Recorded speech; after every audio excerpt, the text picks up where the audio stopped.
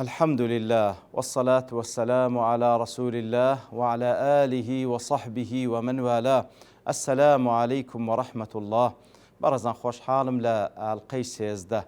لرامان لسورة لقمان بيم وخزمتان فما بس رزامن دي رب العالمين وهيوادانم ايوي ازيش سودي لور بقرن. وإذ قال لقمان لابنه وهو يعظه يا بني لا تشرك بالله إن الشرك لظلم عظيم. بەڵخۆ شەویستان وەکو لە ئاەتی ڕابردوو لە ئاەت پێشووتر رب العالمین باسی لەوە کردکەوە الله تعالى حکمەتی بە لقمان بەخشی بوو. ئیتر لە نتیجەی ئەو حکمەتە شکرانە بژێر بوو ئەو کەسەی کەوا خوای گەورە فەزل و نعمەتی لەگەڵ دەکا یەکەم جار هەوڵ بدا خۆی تەکمیل بکە بەو کار و کردوانەی بەو ئیمان و کار و کردوانەی کە خوای گەورە فەرمانی پێکردی ئەوجا هەوڵی تەکمیلەی غەیری خۆی بکە تەکمیلەی غەیری خۆی بکە. لێرەشدا لە دوای ئەوەی کەوە لقمان کەسێکی شکرانە بژێر بوو ئینجا لە بۆ کوڕەکەشی هەوڵی دەدا تەکمیلی غەیری خۆشی بکاتن بە تایبەتی الأقربون أولى بالمعروف كوا وخواي جور سبحانه وتعالى دفرمي وأنذر عشيرتك الأقربين أصل وإنسان لا الأقرب فالأقرب ودس بيبكا أو خير بيرو أو هدايته أو الرجاي بهشتين شام بدا لقمان لازمني شكران بجيريكي أو بكوا لقمان بكركي دليو موعظي دكا وآموشقاري دكا وإذ قال لقمان لابنه وهو يعظه لو كاتكوا موعظي دكا آموشقاري دكا كوا بشك لشكران بجيريكي يا بني أي كوري شيرينم يعني أي كوري قتكم كوا أوش لفظك لبو التحبيب وخوشويستي بكارده هدري كوا مقابلك هازبك لمنطلقي خوشويستيم لبوتو أتو كوري مني مصلحتي تومد آموشقاري دكم يا بني بقورترين شد موعظي دس بيدك أو شوي لا تشرك بالله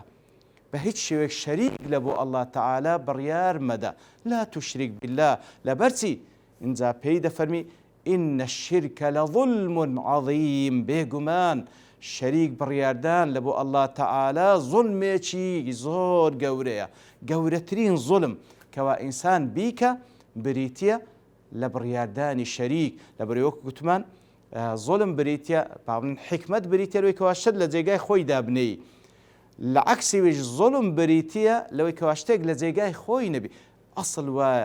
أصل وهمو ألوهيته پەرستراوێتی هەر لە بۆ خوای گەورە بڕیار بدرێ سبحانه وتعالى هەموو شێوازەکانی عیبادەت هەر لە بۆ خوای گەورە ئەنجام بدرێ کەواتە ئەگەر بێت و بەشێک لە عیبادەت لە بۆ غەیری الله تعالى بەکار بهێندرێ و ئەنجام بدرێتن ئەو بەڕاست شتێکە لە جێگای خۆی نیە لێ پێگوترێ زوڵم بەڵکو گەورەترین زوڵمە کاتێکەوە پەرستراوێک با بڵێن دروستکراوێک بینیە ڕیز الله تعالى کە خالقە